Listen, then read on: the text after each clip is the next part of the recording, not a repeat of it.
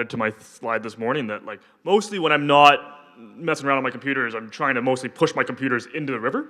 I think that is the most secure and resilient way you can run them, right? Because if they're at the bottom of the riverbed, nobody's hacking them. We're very secure, and nobody's compromising my data. But yeah, I mean that covers all those things there. We're a big org at YG. Like was mentioned, I'm Thomas, but the YG we're 5,500 employees, so like small for a government, but still a fairly large size org.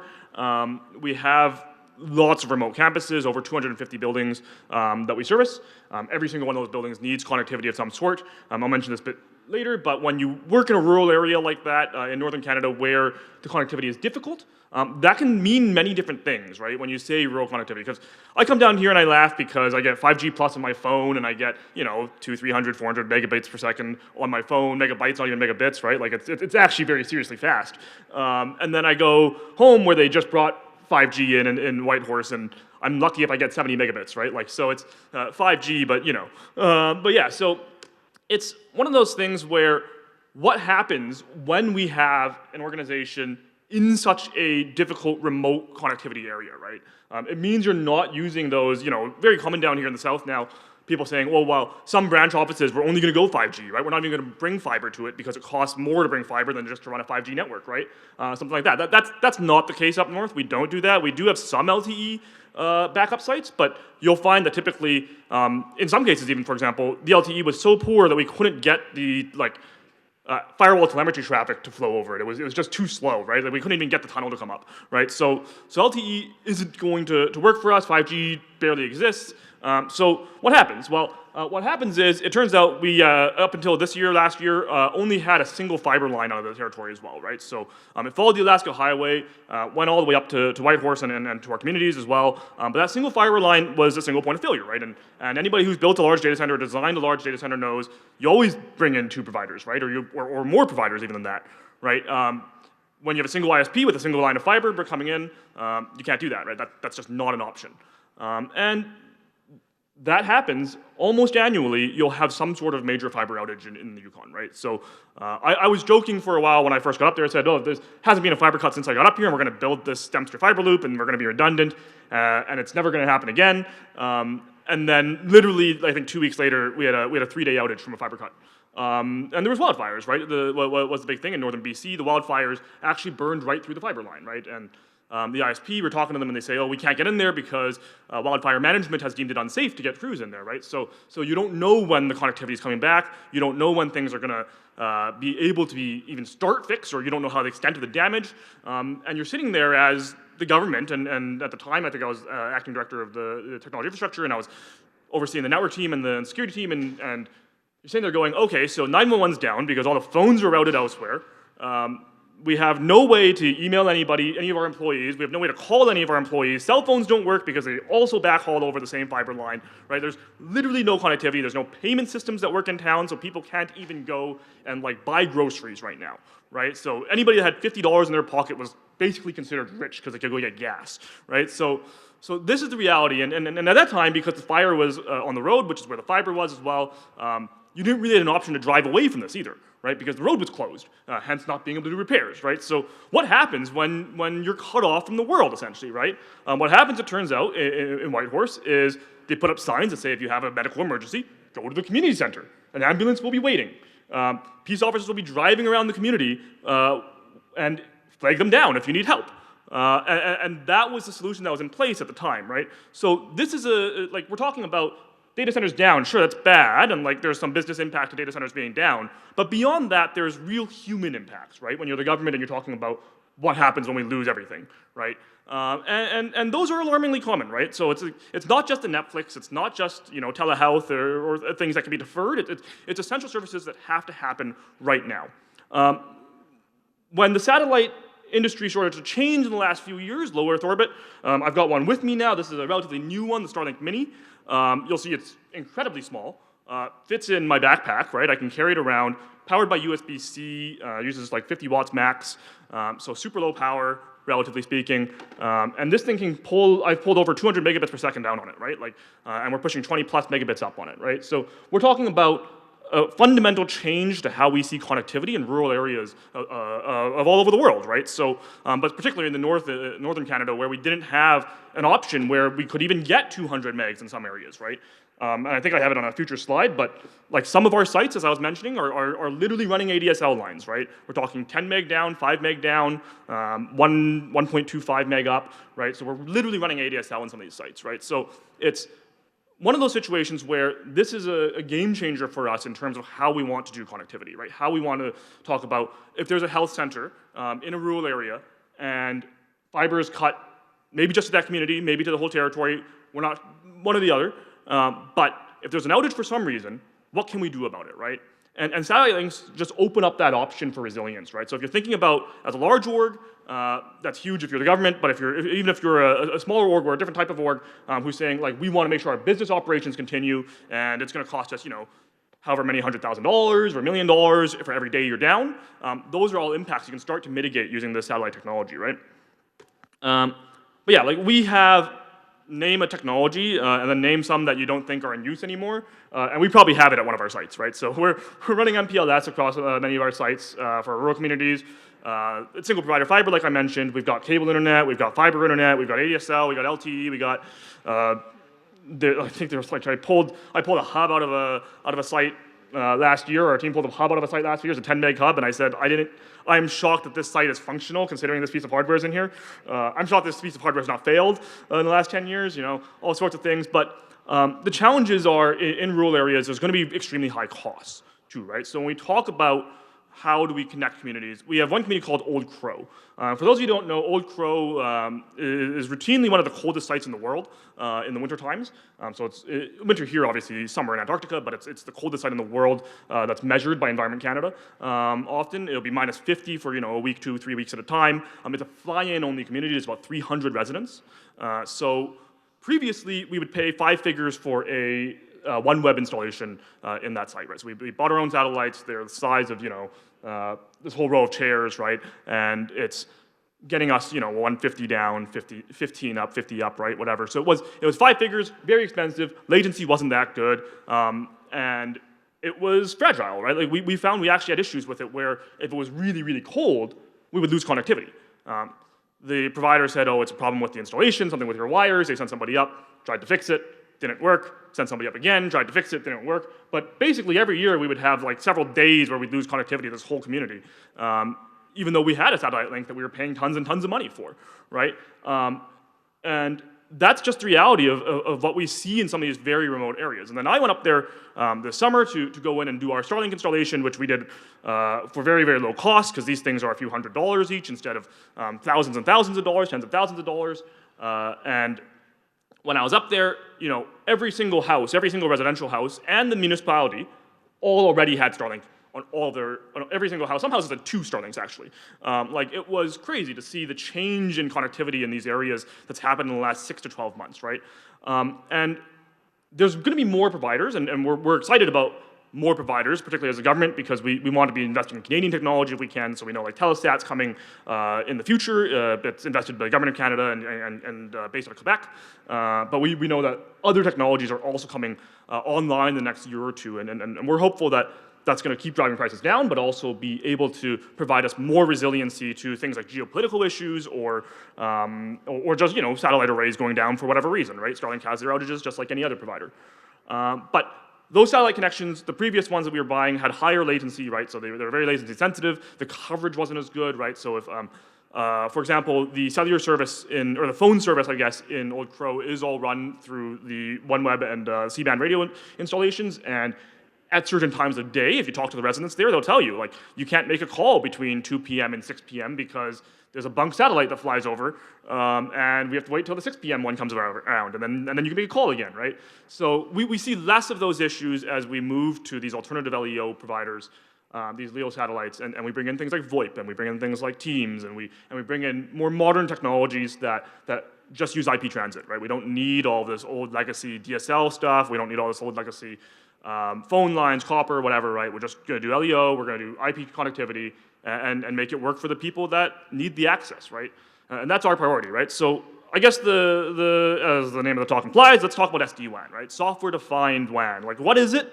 It is actually, in a sense, quite simple, right? It's essentially an overlay network where we can dynamically steer this traffic based on source, destination, different protocols, whatever, and we can base it based on like an SLA or a metric where we measure things like the latency, the packet loss, the jitter, whatever, right? We can measure those things, we can determine which one is the best link based on the things you've decided, and then say, okay, so today Starlink's working really well, we're gonna send all of our VoIP traffic over Starlink. Next day, oh, the copper is working better, we're gonna send all our traffic over the copper, right, or whatever, right? Like next minute, next 30 seconds, whatever, right? So there's many products out there that do this, right? You got, I mean, there's like 5 vendors out there, I think, that do this in the hallway here.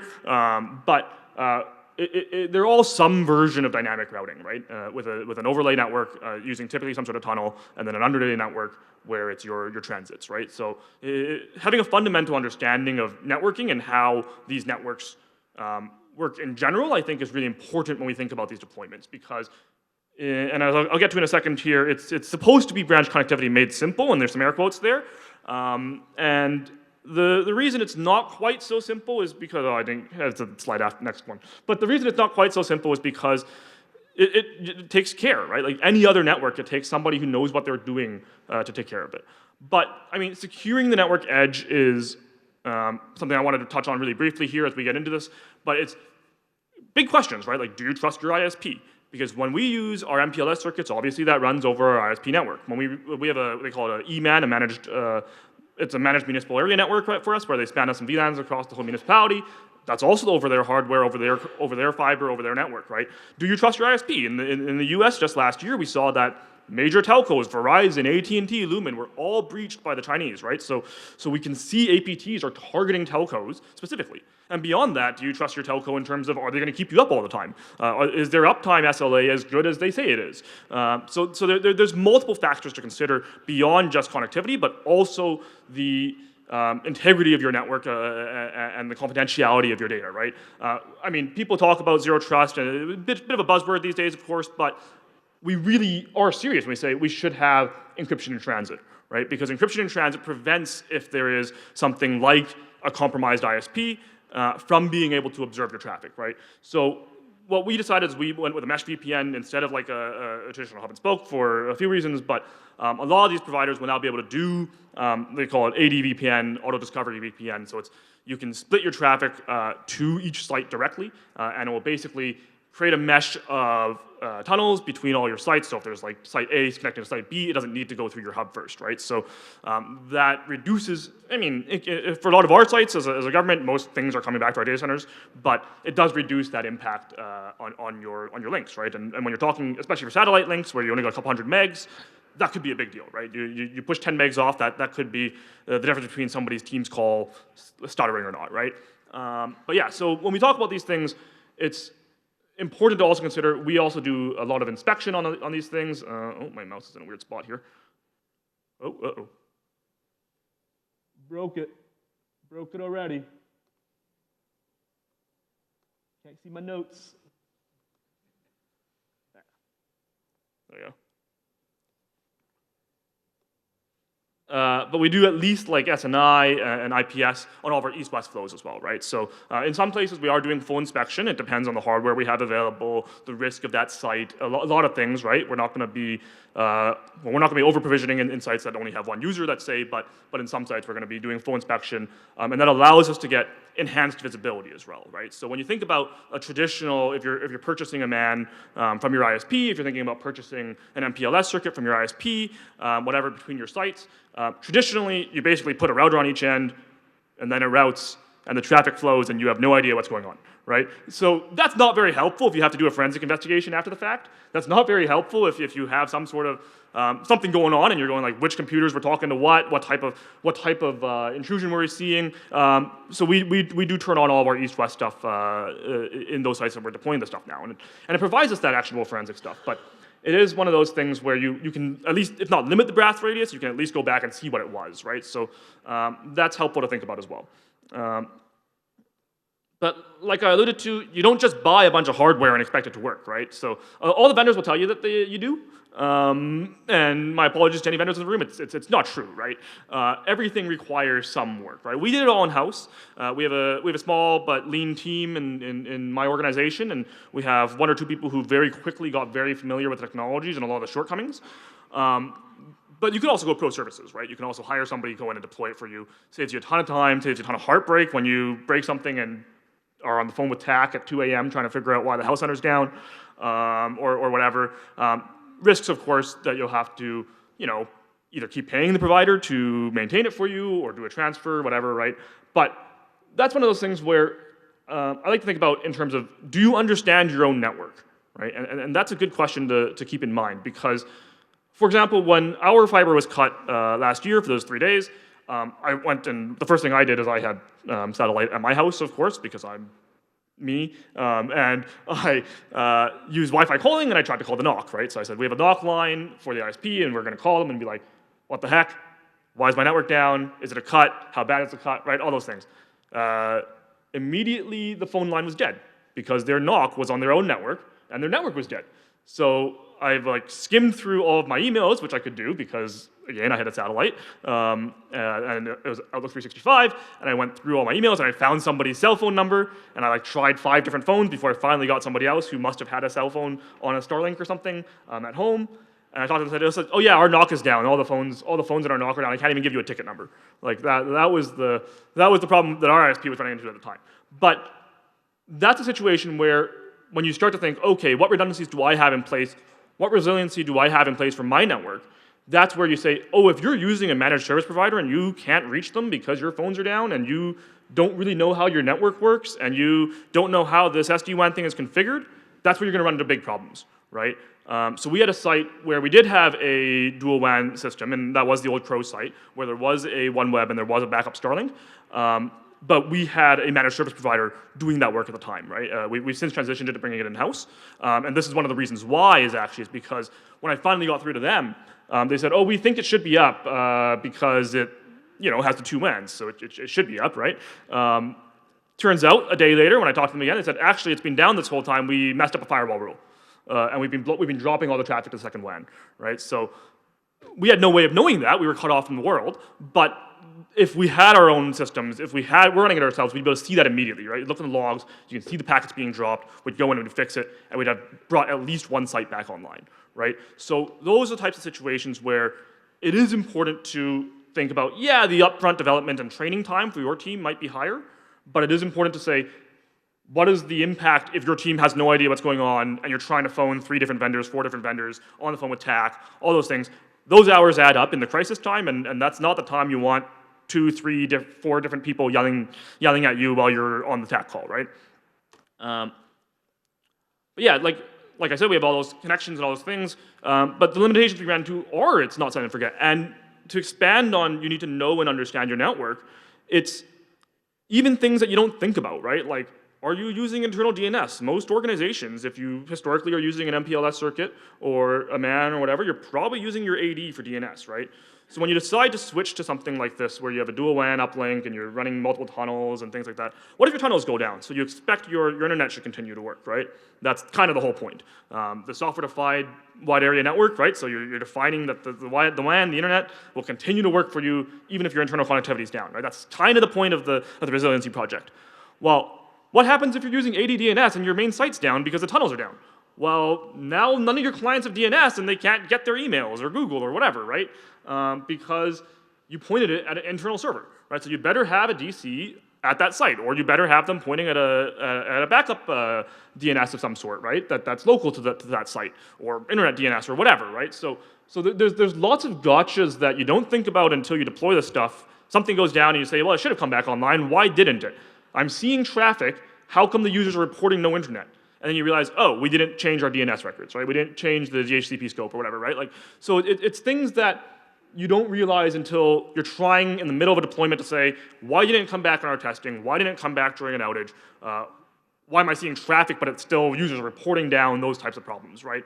And everyone will say, oh, okay, well, you just need to know your network flows then, right? Like, you need to understand what's going on in your network. Well, let me tell you, we're an org with like 12 departments, 15 departments or something. Every department's got admins. We've got central admins. We've got my team. We've got other departments that have their own teams as well and their own service desks and everything. And now you're trying to figure out, okay, so you're telling me you have these 10 applications. They all run on the internet. As long as the internet works, they're fine, right?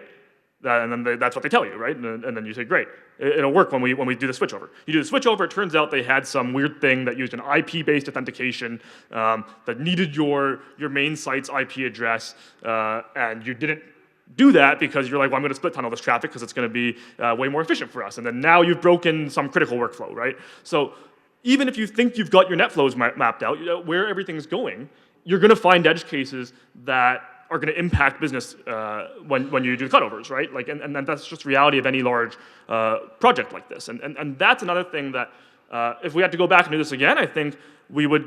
There wouldn't be an easy way to do it, but it would involve being able to understand more closely, like what are every single user actually doing? Like what websites are they going to every single day, right? Like, can we get a list of that stuff from the departments, right? And they're not going to be able to give you a good one, but it's much better to be able to say, well, you gave me a list and you told me what the requirements were, and I met all those requirements, and it still failed, so it's your fault.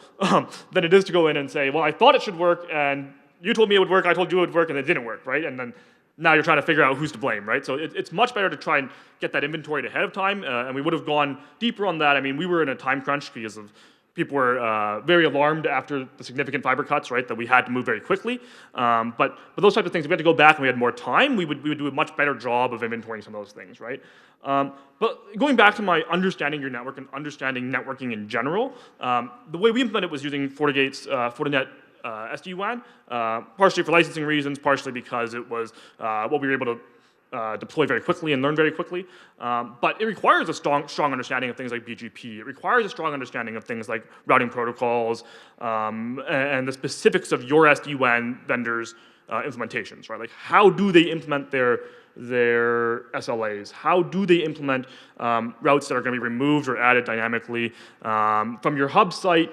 Do you use BGP and then you have to figure out, are we going to drop one of the sessions or whatever? Like, you have to figure all that stuff out on your side and understand how that network is going to continue to function, right? And that's where if you offload it all to a third party and you say third party implement it for me, third party run it for me, third party do everything for me, then you're going to be hands tied when you have a real crisis, right? And you're going to be waiting for third party when you're in a real crisis, right? So I think there are significant risks to that approach. I mean, I can see why if you need something fast, it would make more sense. But it is the in-house training. There's no replacement for having at least some good understanding of what's actually how your network actually runs, right?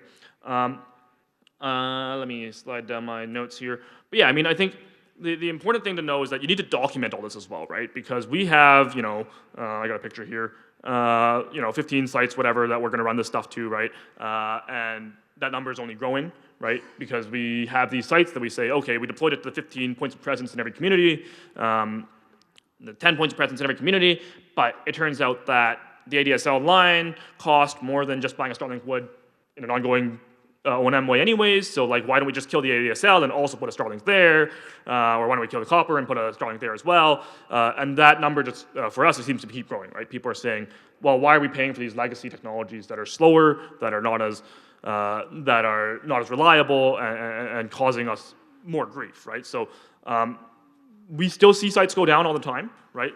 Our failover systems now kick in regularly, more than once a month. We see the sites go down. Usually the internet stays up because our system is working the way we designed it. Sometimes it doesn't, right? And that's when you have to go and say, like, did I mess up the DNS? Did I mess up whatever, right? We usually begin to like actively monitor when we see these links fail. So we do, we'll send an alert to our ticketing system. Sometimes it's me that gets woken up or whatever, and then you start opening a ticket with your providers, and you start looking at the routes and everything and saying what's going on, right? And figuring out what's gone down and what's staying up, right? But when the internet's not working or it's up, it doesn't always mean what you think either, right? Because right now we did a big project a couple years ago where we moved everybody to VoIP, right? Most sites moved to VoIP, right? So even if your VoIP is up, but the community's been had their network cut, right? So let's say, I don't know, if you're in, I'm going to name a random community, Faro in the Yukon or whatever, right? Let's say there's a fiber cut to that community. So let's say you were able to keep the whole government network up, because you had the redundant satellites, you had the SD-WAN, everything worked exactly as expected, right? It was perfect deployment from the government side. We're still going to run into problems because, sure, all the VoIP phones work, but the cell service is down. So who are you calling, right? Like who's calling you, or who's calling 911, and how are they going to get through to the services, right? So just because you're able to deploy perfectly on your side doesn't mean your clients or customers are also going to be able to reach you, right? We're looking at different options for how we deal with that. I mean, our satellite links, we don't have as much bandwidth as we would like, and obviously in most of these links, so we can't run things like all the government websites over them. We also don't have BGP peering with Starlink, right? So we can't run our own IP addresses over those types of things right now. We're looking at some alternatives to that, whether that's using something like a cloud CDN or a WAF that will front our services for us, or we're looking at getting an ISP in a different location that will peer over our tunnels to, something like that. But then there's limited bandwidth, right? So if you're running the whole Yukon.ca over your 200 meg Starlink line, that's not going to work that well, right? You're going to get some real traffic congestion issues. But when we look at these types of things, it's not just a matter of your internal services, right? Because your internal services will stay up, but people still can't reach you, right? So it's this thought of, we can prioritize the things we need to prioritize, and we can do everything you want to get as resilient as you can, but there's still going to be factors outside of your control, right? When we had our cut last year, they told us it's a once in a 100-year event.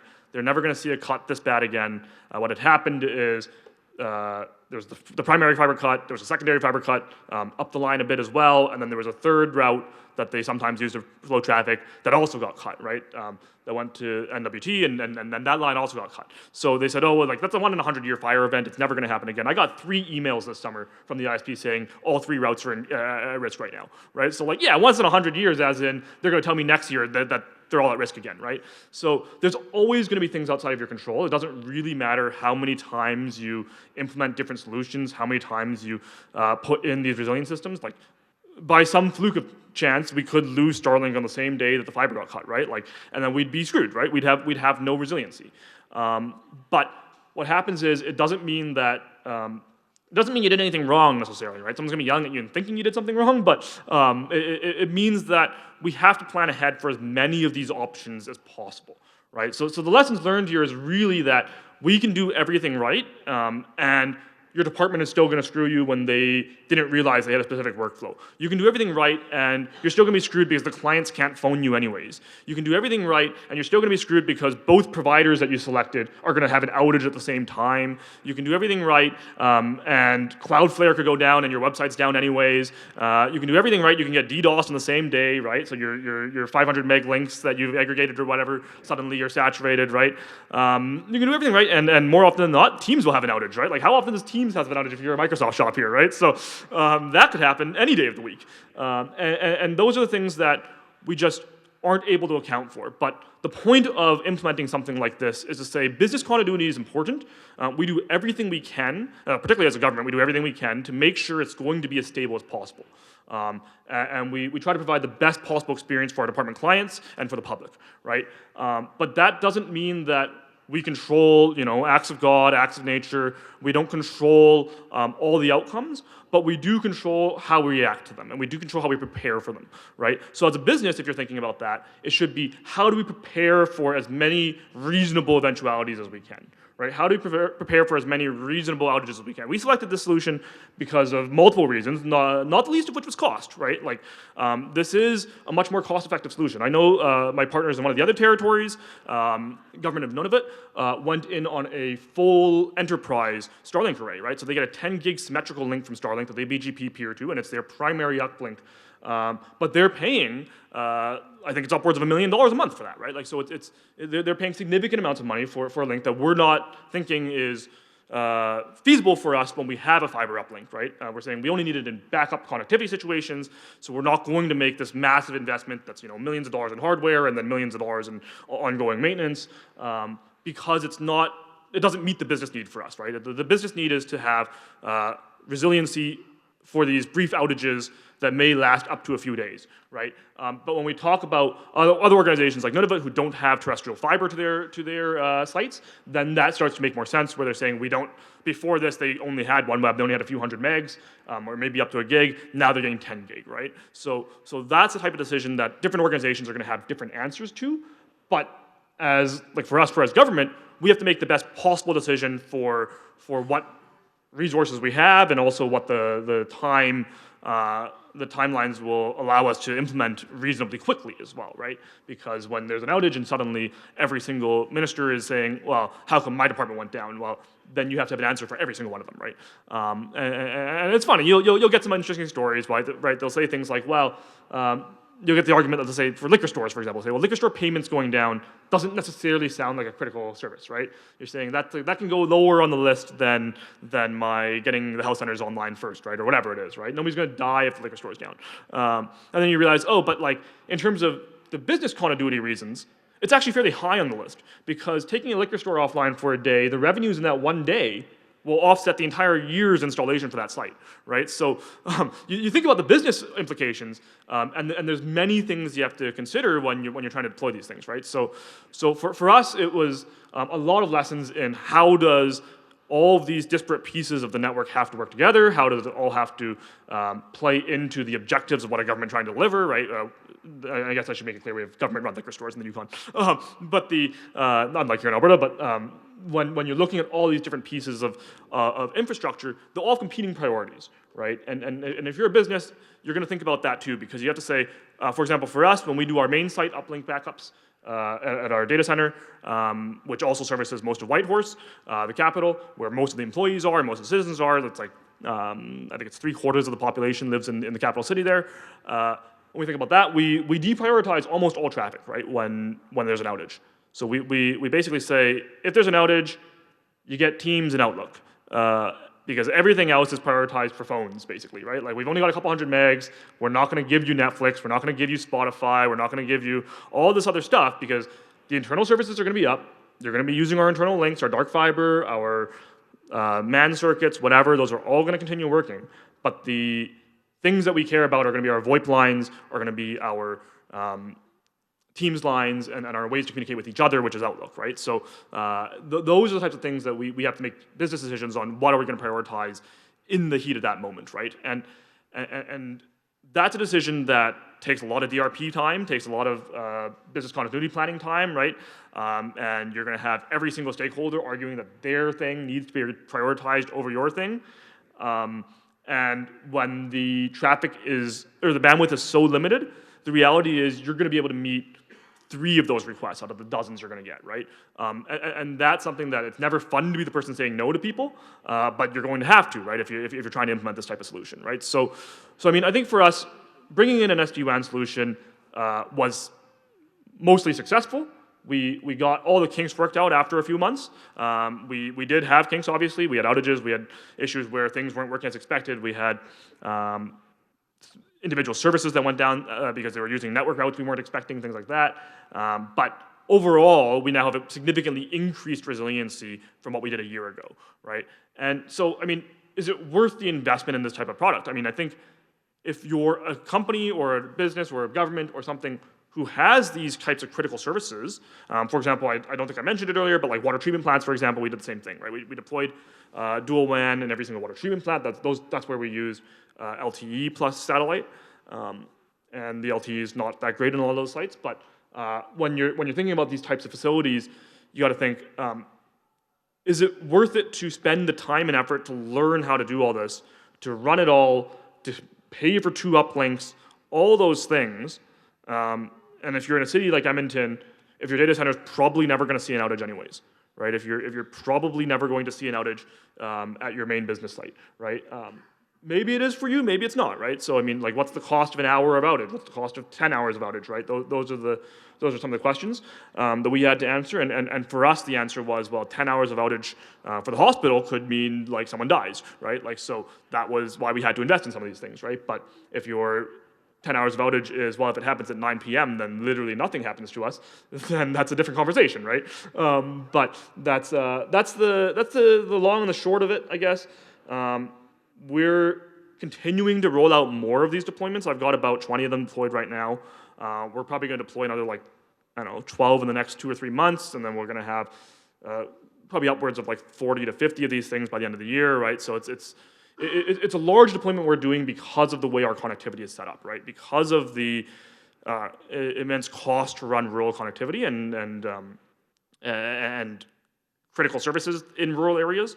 But it's something that I think if you don't do, then you have to answer to somebody and tell them why you chose not to, right? And having that prepared is just as important as doing any of this technical rollout, hiring somebody to do the pro services, whatever. Like, it's just as important to be able to tell your boss, I chose not to do this resiliency project because it would have cost us, 3 full-time employees and 6 months of their work, right, or whatever it is, right? So it's just as important when you make these types of decisions to have the full picture and be able to justify the decision in both directions, right? And we like to say, at least in the government, we always give the 3 options, right? You get the option A, B, and C. You say A, we're going to do this. It's going to cost a ton of money, and it's going to do all the things you want. B, you can do this, which is going to cost some money and do most of the things you want. And C, we do nothing. And this is the risk if we do nothing, right? So we always try to present options like that. And I think for business continuity reasons, if you're going to have to answer your boss anyways, it's good to have something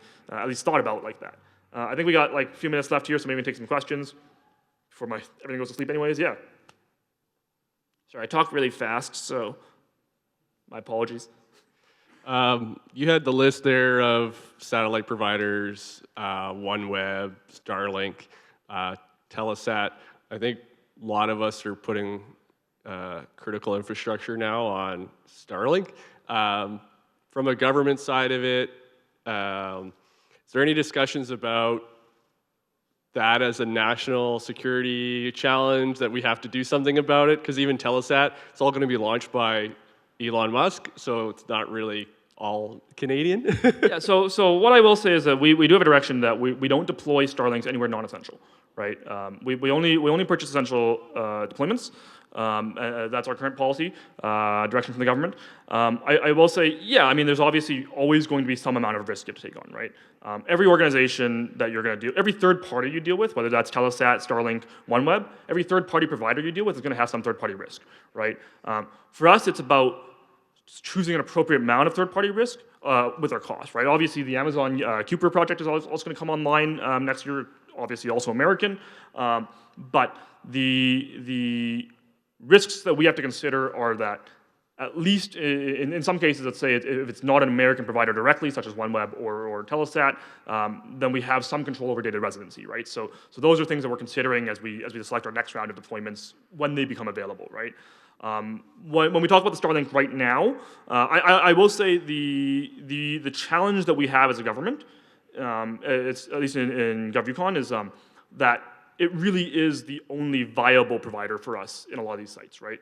The OneWeb arrays are tens of thousands of dollars just for the hardware costs, and then tens of thousands of dollars a month to maintain for us, right? So for us, it's literally an order of magnitude difference in price, and it's the only viable way if we're going to be deploying 50 of these things instead of just 2 or 3, right? So that's the challenge that we're running into, but that's also why I think I mentioned one of these next ones. Do you trust your ISP, right? Like, I don't necessarily trust my ISP, whether my terrestrial one or my satellite one, right? That's why I have resiliency against both of them. That's why I have encryption against both of them, and that's why I don't, just rocket all my data into whatever random cloud on the internet, right? Like that's, you mitigate these risks by taking the controls that you should be taking anyways, I guess, right? So, yeah. Any more questions for Thomas?